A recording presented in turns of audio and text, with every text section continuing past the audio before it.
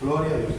Ahora, el apóstol Pablo le está diciendo a Timoteo: en los últimos días vendrán hombres amantes de sí mismos, avaros, vanagloriosos, soberbios, blasfemos, desobedientes a los padres, ingratos, impíos, sin afecto natural, implacables, calumniadores, intemperantes, crueles, aborrecedores de lo bueno, traidores, impetuosos, envanecidos, que amarán los deleites más que Dios, que parecerán piadosos.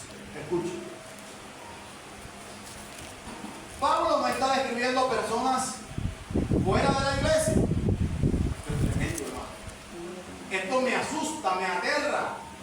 El apóstol Pablo no le está diciendo a Timoteo: la descripción que está dando no es de hombres fuera de la iglesia. Está hablando de personas que están dentro de la iglesia, que tienen apariencia de piedad. Escuchen, pero negarán la eficacia de la piedad. A esos evítalos. Y empieza a darle otros consejos. Y al final de esa serie de consejos, entonces está el texto que leímos: toda la escritura es inspirada por Dios y útil para enseñar, para redarguir, para corregir, para instruir en justicia, a fin de que el hombre de Dios sea perfecto, enteramente preparado para toda buena obra. Pablo aconseja a Timoteo a darle la importancia a la palabra de Dios que ésta se merece. Esta palabra es importante. Esta palabra debe ser lo más importante en nuestros servicios. La exposición de esta palabra debe ser lo más importante, hermano, en cada servicio, en cada reunión, sea vigilia, culto, escuela dominical. La exposición de esta palabra debe tener el lugar, hermano, de privilegio. Es lo más importante. La palabra de Dios es el centro del culto cristiano. Si la palabra de Dios no fuera el centro, hermano, de nuestros servicios, nos reuniríamos aquí de balde. Hay gente que viene a la iglesia a sentir cosas. Hay gente que sale de su casa predispuestos a sentir. Es más, otros se van y dicen: no sentí nada. ¿Qué es lo más importante en un servicio, amado hermano? Cuando nos congregamos, usted y yo no podemos venir aquí dispuestos a sentir, sino a aprender de la palabra de Dios. ¿Cuántos han tenido ganas de llorar en medio de la exposición del mensaje? No porque le están diciendo 3, 4 palabras en el oído.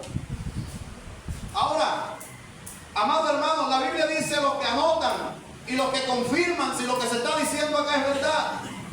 En el libro de Nehemías, capítulo 8, del 1 al 8, Nehemías relata, amado hermano, de que Esdras encontró la ley y el rollo y reunió a todo el pueblo. Y mientras Esdras leía, ¿sabe qué hacía la gente, hermano? Lloraba. Lloraban, amado hermano, y estaba lloviendo porque era tiempo de invierno. Y la gente tiritaba del frío, pero estaba atenta a la palabra y lloraba cuando la palabra de Dios era leída y era expuesta. La palabra de Dios es la que nos debe confrontar. La lectura y la explicación de la palabra de Dios es la que debe golpear nuestro corazón. Porque ella es la que nos salva o nos condena. Ella es la que nos hace cambiar de vida, amado hermano. Es más, la Biblia dice también que la gente ponía el sentido en lo que leía. Esdras ponía el sentido en lo que leía. Es decir, que no leían solo por leer, sino que cada palabra le daban la importancia que se merecía. El pueblo se reunió con hambre de la palabra de Dios. Y Esdras leyó el libro de la ley y el pueblo lloró al oír la palabra. No fue un espectáculo ni una manifestación emocional, sino la lectura y la explicación de la palabra, lo que, hermano, confrontó a la gente, confrontó los corazones. Cada avivamiento que encontramos en la Biblia, usted lo puede mirar. Se detonó el detonante de los avivamientos en la Biblia, fue la lectura y la aplicación de la palabra de Dios. Eso fue el detonante del avivamiento. Y a lo largo de la historia, si usted investiga, Biblia acerca de los avivamientos que ha habido en la historia, ¿sabe cuál fue el detonante? El estudio serio de la palabra de Dios. Nosotros, los cristianos evangélicos, los que decimos somos portadores de la verdad, muchas veces, hermanos, se critica a los seguidores o miembros de la iglesia tradicional porque siguen tradiciones. Eso no es. Siguen tradiciones. Más que la palabra de Dios, siguen tradiciones. Y no sé si a usted le ha pasado que usted va a exponerle el evangelio a alguien que hace parte de una iglesia tradicional y cierran sus oídos, ponen un muro porque han practicado lo que le ha enseñado su mamá, su abuela, el abuelo, la familia por tradición. Y se cierran, hermano, a la exposición del mensaje. Pero ¿sabe qué le digo una cosa? Que hoy por hoy los cristianos están siguiendo las mismas tradiciones de la misma manera, aunque no tengan ídolos de yeso, de imágenes de tanta cosa, amado hermano. Pero ¿cuántas veces hemos seguido las tradiciones, hermanos, sin que tengan un fundamento bíblico? ¿Cuántas veces hemos practicado, valga la redundancia, o tenemos prácticas dentro de la iglesia que no tienen un sustento bíblico? Pero como esto es lo que hemos aprendido, eso lo vivimos. Y cuando alguien viene a explicarle la palabra de Dios y a decirle, hermano, eso que usted está diciendo o lo que se está practicando dentro de la iglesia no es bíblico, no tiene un sustento bíblico, la gente se ofende y se cierra y pone muros. Hay personas que son adictos a ciertos medicamentos. No vamos a decir a drogas, a medicamentos. Hay medicamentos que vuelven adictos a las personas, los vuelven dependientes. Necesitan de eso para sentirse bien, al igual que una droga. Y hay personas que necesitan choques, hermanos, shoots de adrenalina emocionales dentro de la iglesia para afirmar que el culto estuvo bueno. Hay gente que dice que no se movió el Espíritu Santo de Dios porque no hubo tembladera, no hubo llanto, la gente no se cayó de espalda, no hubo brincadera, no partieron sillas, no le pegaron a nadie en la cara, no se movió el Espíritu Santo. Fue un culto frío, no hay mover del Espíritu Santo porque están acostumbrados a tantas, hermanos, golpes emocionales, a tantas palabras, a tantas manifestaciones emocionales, que cuando se predica la palabra de Dios, cuando se expone la palabra de Dios, la gente se aburre, hermano. Cuando hay un estudio serio de la palabra de Dios, la gente se aburre. En Génesis encontramos el ataque del diablo. ¿Y sabe qué fue lo primero que el diablo atacó en la historia de la humanidad? La palabra de Dios. Dios le dice a Adán y Eva, pueden comer de todos los árboles, menos del árbol de la ciencia del bien y el mal, porque de cierto le digo que el día que lo hagan, morirán. ¿Y qué dijo el diablo? No. Eso no es así. Dios es un mentiroso. Porque sabe Dios que el día que coman del árbol van a ser como Él, sabiendo lo bueno y lo malo. No es que van a morir. Ahora yo pregunto, ¿qué atacó el diablo? La palabra. Atacó la palabra de Dios. ¿Qué ataca el diablo, hermano, constantemente en nuestras congregaciones? La palabra de Dios. ¿Sabe, hermano? Se ha infiltrado ahí muy sutilmente dentro de las iglesias que dicen que el culto estuvo tan bueno que ni siquiera hubo espacio para la palabra de Dios, para la predicación, porque todo el mundo habló en lengua, todo el mundo lloró, todo el mundo danzó. ¿Pero de qué fue la prédica? No, solo ministración, no hubo prédica. El diablo atacando la palabra de Dios. Porque hay gente, hermano, que se cae 3 veces al suelo, se revuelcan, tienen que poner un trapito en la faldita, hermano, lo limpian, lo ensucian, se van revolcados a la iglesia. Pero vienen, hermano, pecadores limpios y se van pecadores revolcados. Porque lo que cambia no es una experiencia emocional. Lo que cambia es la palabra de Dios. Lo que cambia es ser confrontados con la palabra de Dios. Yo no estoy negando que haya alguna manifestación del poder de Dios. Yo no niego eso. Yo no lo niego. importancia a la palabra de Dios en el servicio. Y se lo voy a demostrar porque es bíblico, amado hermano. El Salmo 119, 105 dice: lámpara es a mis pies tu palabra y lumbrera mi camino. No venimos a buscar una emoción pasajera, amado hermano. No venga a buscar una emoción pasajera. No venga a sentir corrientazos ni electricidad. ¿Cuánta gente llora, hermano, hoy por hoy en las congregaciones? Brinca, saltan, parten silla, hermano, y la gente dice: wow, hay manifestación del poder de Dios, amado hermano. Pero cuando se van a jalar trompadas en la casa. Son gente vulgares que no cambian, tienen rencores, tienen envidia, contenciosos, peleoneros, fornicarios. Salen de uno y se meten en otra, salen de este y se meten en otra. Y uno dice: yo no sé qué pasa con la hermana fulana, yo no sé qué pasa con el hermano Perinceo. Y lo ve uno llorando en la iglesia. Aleluya. Pero no hay un comportamiento con la palabra. No le dicen: eres pecador. El pecado pasó de moda en las predicaciones. Ahora todo es: Dios te va a llevar a una nueva esfera. Son nuevos niveles. Dios te lleva a un nuevo nivel. Prepárate para lo que viene. Abre las manos, ponga las manos así. Ponga como si fueras a recibir. Recibe. Ahí está. Se siente. Y nadie puede medio llorar porque enseguida van y le ponen la mano al que está llorando. Al que está así no le dicen nada.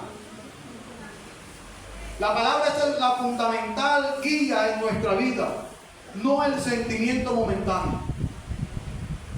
Ahora, Nehemías relata que cuando Esdras leía la palabra de Dios, la gente lloraba, hermano. La verdadera transformación no ocurre por lo que sentimos. Escucha. La verdadera transformación no ocurre por lo que sentimos, sino por lo que entendemos. En Romanos 12:2. Alguien que me ayude, por favor, en Romanos 12:2.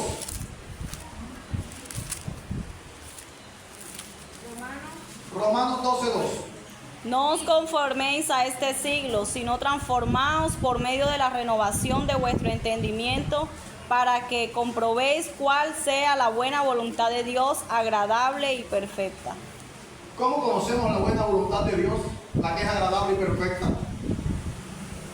Tirándonos en el suelo, hermano, llorando, brincando, dando manotazos en el aire. ¿Cómo conocemos la voluntad de Dios?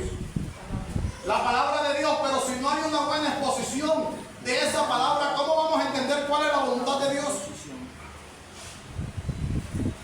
Yo le voy a decir algo y usted se escandalizará con lo que voy a decir, pero de todos modos se lo voy a decir. El micrófono lo tengo yo. Amén. ¿De cuándo acá caer de espaldas dejó de ser juicio, como dice la Biblia, para hacer una manifestación de la gloria de Dios? Busque en la Biblia todos los que cayeron de espaldas. Ninguno fue por la gloria de Dios, fue por el juicio. No cuestionamos. No hacemos como los de Berea. No miramos en la Biblia si esto tiene o no un respaldo bíblico. Isaías dice que van a caer de espaldas cuando sean juzgados por la palabra de Dios a los pecadores. En Juan encontramos que cuando fueron a arrestar a Jesús, cayeron de espaldas cuando él dijo: ego eimi, en griego, yo soy el que buscan. Y cayeron de espaldas. ¿Quiénes cayeron de espaldas? Cuando Elí cayó de espaldas, ¿por qué cayó de espaldas? Ninguno en la palabra de Dios la encontramos, hermano, ninguno. Desde Génesis hasta Apocalipsis no encontramos nadie que tuvo una experiencia, un encuentro con la gloria de Dios, ni en el Antiguo Testamento, ni en el Nuevo Testamento, alguien que fue lleno del Espíritu Santo de Dios. Ninguno cayó inconsciente de espalda. Todos eran conscientes, se postraban y glorificaban. Pero ahora solo los servicios son buenos cuando hay tumbadera y sopladera de micrófono.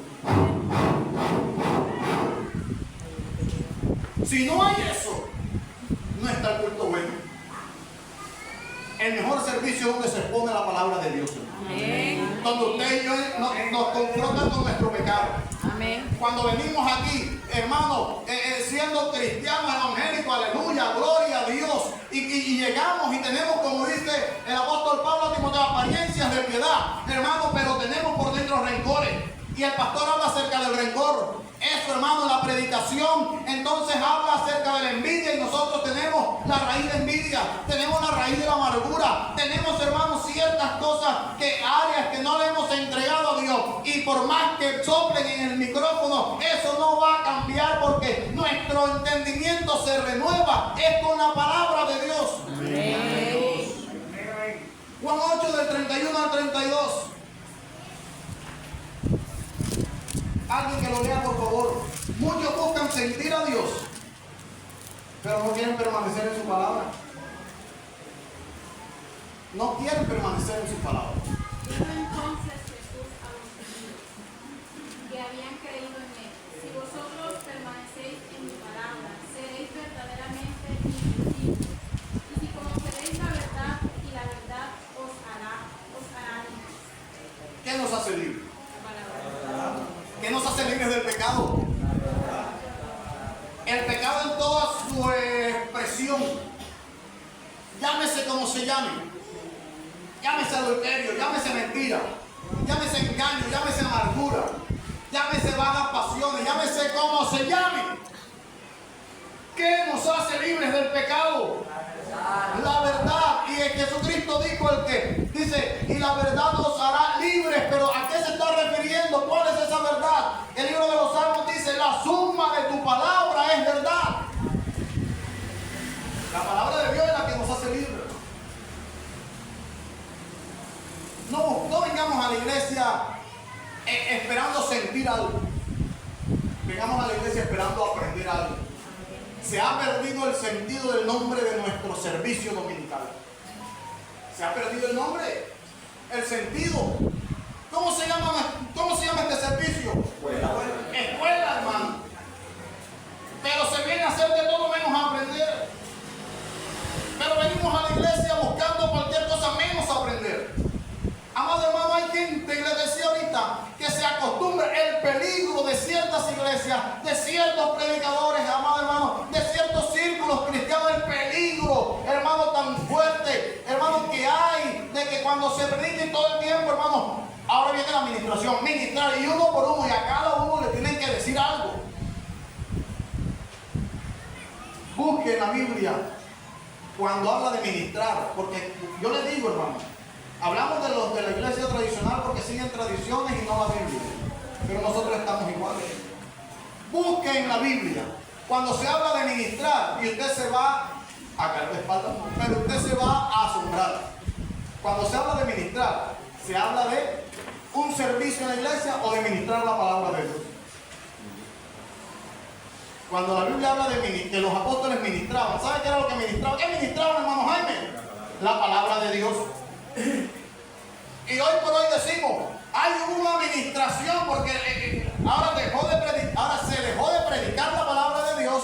Hermano, yo he visto predicadores que duran 15 minutos, hermano, predicando, y 1 hora entonces orando uno por uno, y dicen, wow, ¿qué ministración? ¿Cuál ministración? Fue lo que menos hubo. La administración es la palabra de Dios, hermano. Ministrar en la Biblia, bíblicamente, es un servicio que se ejerce dentro de la iglesia, y cuando los apóstoles ministraban era la palabra de Dios. La Biblia dice, el que permanece en mí, mi palabra guardará. Usted quiere realmente identificarse como discípulo de Jesús, guarde su palabra. El que me ama, mi palabra guardará. El mayor milagro es una mente renovada. Ese es el mayor milagro. ¿Cuántos de los que están aquí no consumían vicios? No tenían drogas, no consumían drogas, no dependían. Eran alcohólicos, malgeniados, peleoneros, mentirosos, aburridos, amargados, bingo, no querían, hermano. Teníamos de cuanta cosa. ¿Qué nos cambió? ¿Qué nos hizo cambiar a nosotros? Ese es el mayor milagro. ¿Qué mayor milagro quieres ser que la salvación y la renovación de tu mente?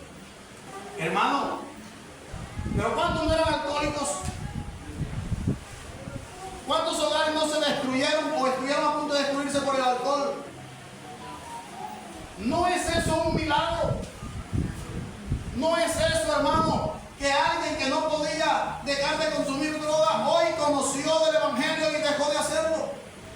¿Cuántos de nosotros no éramos un dolor de cabeza para nuestros padres y no hubo un consejo que nos diera, que nos hiciera cambiar, pero cuando fuimos confrontados con la palabra, fuimos transformados? ¿No es eso el mayor milagro? Amén. Gloria a Dios. No venga a la iglesia esperando que le digan en el oído eso que le están pidiendo al Señor.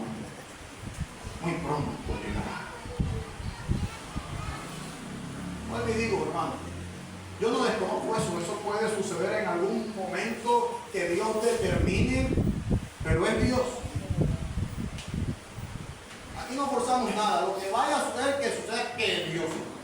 Y lo que viene de parte de Dios no trae confusión, sino es para la edificación de la iglesia. El mayor milagro es una mente renovada, un carácter transformado, una vida alineada a la voluntad de Dios. ¿No es eso un milagro? Estábamos muertos, escuchen, muertos, dice la Biblia, en delitos y pecados. Estábamos como el meme, hermano, ese compa ya está muerto, nomás no le han avisado. Nosotros estamos muertos, pero no nos habían avisado que ya teníamos la soga en el cuello, amado hermano. La Biblia dice que pasamos de muerte a vida. ¿No es un milagro eso? Amén. Gloria a Dios, es el milagro más grande. ¿Por qué los cultos de estudio bíblico son más escasos que cuando decimos, viene un profeta, un evangelista que Dios lo usa en gran manera, en milagros, y se llena la iglesia? ¿Cuántos vinieron al estudio bíblico? Amén. Hermano, la gente está anestesiada a la verdad. En nuestras iglesias la gente se anestesia de la verdad. Hermano, ¿sabe por qué? Porque como cada vez que van a los cultos, en las alabanzas, tienen que saltar, tienen que decir, para que sea algo magnífico. En las predicaciones tiene que haber, hermano, show, recoger la silla y que a cada uno por uno, le estén diciendo algo para que la gente diga qué culto tan bueno. Eso anestesia a la gente. Que cuando van a un servicio ya hay una correcta explicación del mensaje. Cuando, hermano, 55 minutos que dura aquí una predicación y es una explicación de la palabra, hay gente que se aburre. La Biblia dice, el que me ama mi palabra guardará. Pero hay gente que se aburre de un mensaje, hermano, de 50 minutos, una explicación de la palabra. Y decimos que amamos a Dios, amamos a Dios.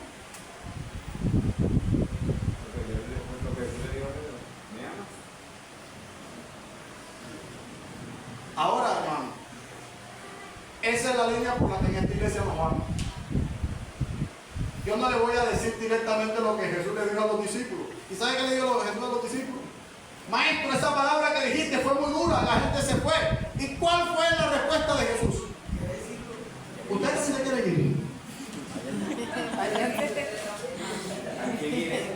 Entonces Pedro, no, ¿quién iremos? Si solo tú qué. Tienes palabra Si solo de tú qué, vida. amado hermano. Tienes palabra de ¿Por qué se vida. quedaron los discípulos? Por los milagros.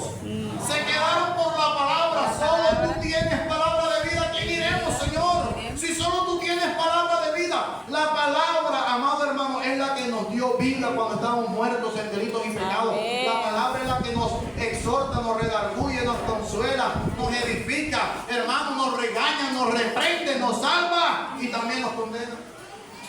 Amén.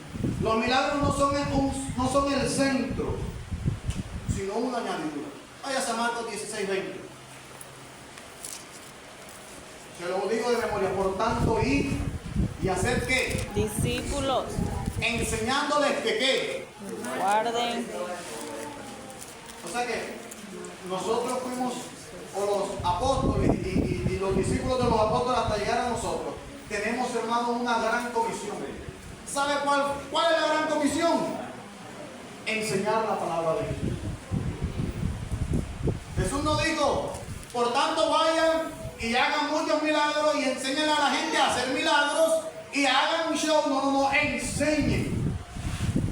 Pablo se lo tomó tan en serio que una noche duró toda una noche explicando la palabra de Dios. Y el único que se durmió se desnudó. O sea que todos estaban atentos. Toda una noche. Yo pregunto, ¿usted soportaría una prédica de toda una noche? Me pregunto yo, ¿tiene usted esa sed de la palabra de Dios como tenían aquellos discípulos que se quedaron toda una noche? ¿Y sabe por qué Pablo se quedó toda una noche disertando la palabra de Dios a petición de los discípulos? Al contrario, cuando Pablo se iba, les mandaban cartas y seguimos enseñando. ¿Será que hoy por hoy tenemos esa sed, hermanos? ¿Y ellos qué hacían en todas partes? Predicaban. Las señales seguían. ¿A qué seguían las señales? A la predicación. Las señales seguían a la predicación. Las señales no son el centro de nuestros servicios. Es más, cuando invitamos a un servicio evangelístico o algo, muchas veces, ¿qué se dice, hermano, de una manera equivocada? Ven por tu milagro. El Señor te llama, ven por tu milagro. ¿Cómo enseñaban los discípulos? Vengan a escuchar la palabra de Dios. Y si hay milagros, eso es una añadidura. Eso está después si Dios quiere hacerlo. La misión de nosotros es predicar la palabra de Dios y Dios verá si los hace o no los hace. Los milagros no deben ser el motor de nuestra fe, sino una consecuencia de obedecerla. No deben ser el motor de nuestra fe. Y decir, ven por tu milagro, ven por tu milagro. No le decimos a la gente, ven a escuchar una palabra que te transforma. Decimos, ven por tu milagro. La iglesia se llena, nadie se convierte y después están los cristianos, porque aquí pasaba y se me acercaban y decían, pastor, yo no sé, la iglesia se llena. Hay señales, hay esto y lo otro, y la gente se va. Y yo le digo, oye, tú no le dices a la gente que venga por su milagro. La gente vino por su milagro y se fue. O por lo que ellos creyeron que fue un milagro. Porque hay también manipulación de las emociones. No invitemos a la gente al culto. Ven por tu milagro. Ven para que Dios te haga ese milagro. No, que tengo una deuda grande. Acércate a Dios, vamos a la iglesia y da una ofrenda grande. Porque si grande es tu deuda, grande es tu ofrenda la que debes dar. Y la gente cree que puede comprar el favor de Dios. Le pasa como aquel hombre que creía que podía comprar el poder de Dios. ¿Y sabe qué le dijo el apóstol Pedro? Perezcas tú con tu dinero, hermano. En otras palabras le digo que te pudras tú y tu dinero, púdranse los dos. Porque crees que puedes comprar el poder de Dios con dinero. Digámosle a la gente, te invito a la iglesia a que escuches palabra de Dios, una palabra que es viva, que es efectiva, que es eficaz. Te va a incomodar al principio.